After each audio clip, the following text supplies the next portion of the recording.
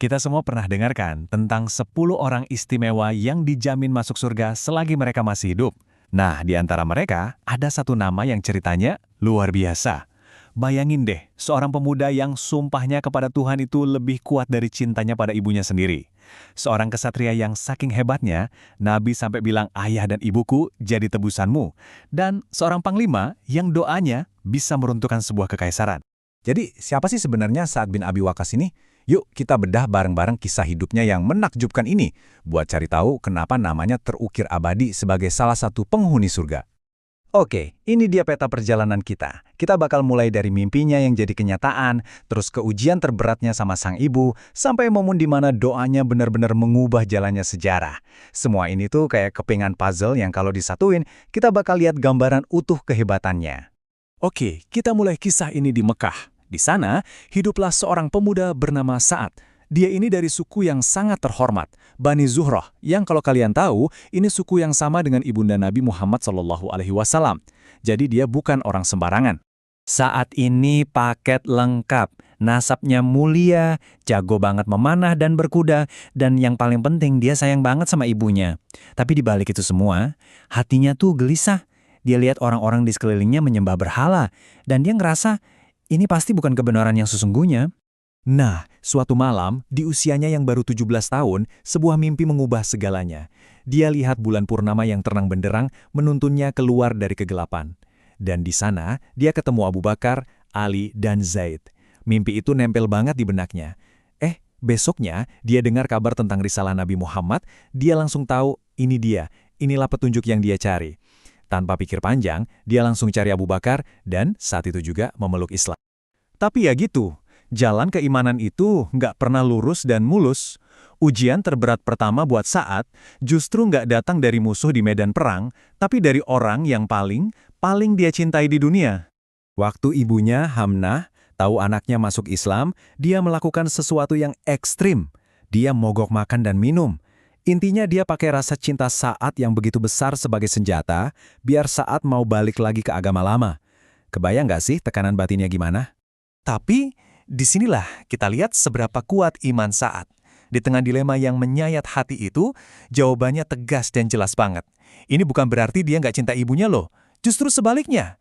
Ini menunjukkan bahwa cintanya kepada Allah sudah jadi pondasi utama yang nggak bisa digoyahkan oleh apapun juga.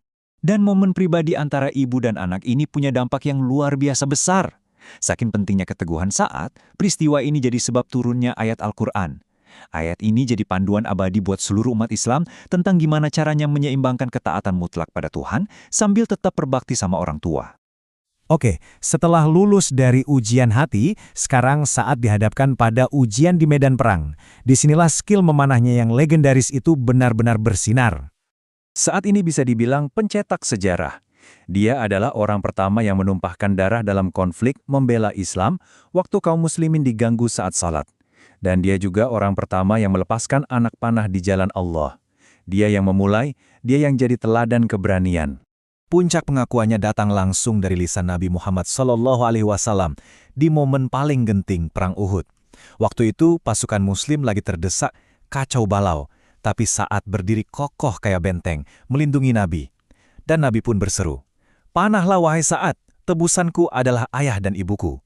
Itu adalah pujian tertinggi yang bisa diberikan seseorang dalam tradisi Arab, luar biasa. 1000! Angka ini melambangkan jumlah anak panah yang katanya dilepaskan oleh Sa'ad di hari itu. Dan ceritanya, setiap anak panah yang dia lesatkan itu tepat sasaran. Dia seolah-olah menciptakan perisai tak terlihat di sekitar Rasulullah dari gempuran musuh. Nah, dari sini ceritanya makin epik. Kita beralih ke pencapaian militer terbesar dalam hidup Sa'ad.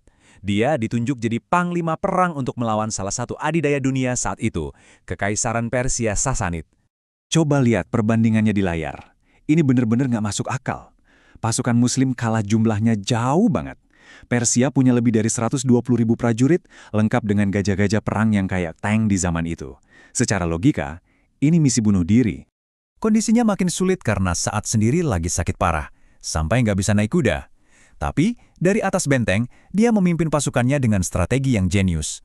Sampai di puncak pertempuran yang udah berlangsung berhari-hari, Sa'ad mengangkat tangannya dan berdoa dengan sungguh-sungguh. Dan doanya dijawab.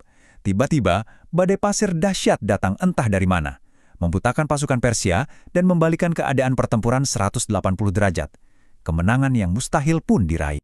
Dan ini dia yang menunjukkan karakter sejati Sa'ad. Pas dia masuk ke istana Persia yang super mewah, dia nggak sombong atau takjub. Justru dia menangis sambil membaca ayat Al-Quran ini. Dia sadar betul betapa sementaranya kekuasaan dan kemewahan dunia. Tapi ujian itu nggak cuma datang dari medan perang kan? Waktu jadi gubernur Kufah, Sa'ad menghadapi pertempuran jenis lain. Pertempuran melawan fitnah dan kebohongan dari orang-orang yang nggak suka sama dia. Jadi ada seorang pria yang terang-terangan menuduh Sa'ad dengan tuduhan palsu. Bukannya marah atau membalas, Sa'ad cuma mengangkat tangannya dan berdoa. Tapi doanya ini spesifik banget. Dia minta 3 hal buat si penuduh dan menyerahkan semuanya langsung sama Tuhan. Dan yang bikin merinding, doa itu terkabul secara harfiah, titik demi titik. Pria itu hidup sampai tua banget dalam kemiskinan dan jadi bahan cemoohan. Kisahnya ini jadi legenda, jadi bukti hidup kalau doa Sa'ad itu mustajab. Sebuah pelajaran bahwa keadilan Tuhan itu nyata. Oke, jadi setelah melihat semua perjalanan hidupnya, sekarang mari kita kembali ke pertanyaan awal kita. Kenapa sih Sa'ad bin Abi Waqqas ini bisa dijamin masuk surga? Jawabannya ada di semua potongan kisah yang udah kita bahas. Jadi intinya begini, imannya sudah teruji di level paling berat dan gak goyah sedikit pun. Keberaniannya jadi tonggak sejarah Islam. Pengorbanannya buat Nabi itu totalitas. Doanya jadi senjata pamungkas. Kepemimpinannya besar, tapi hatinya tetap rendah. Dan kebijaksanaannya membuat dia tetap lurus di tengah badai fitnah dan konflik politik. Lengkap kan? Dan coba dengar wasiat terakhirnya. Ini benar-benar menyentuh. Setelah semua pencapaiannya yang luar biasa, yang paling dia hargai justru jubah wol usang yang dia pakai waktu Perang Badar, di awal-awal perjuangan. Ini menunjukkan betapa murni niatnya dari awal sampai akhir hayatnya. Dan inilah penutupnya. Validasi tertinggi, bukan dari manusia, tapi langsung dari lisan Nabi Muhammad SAW sendiri. Namanya disebut dalam satu tarikan napas bersama para sahabat terbaik lainnya.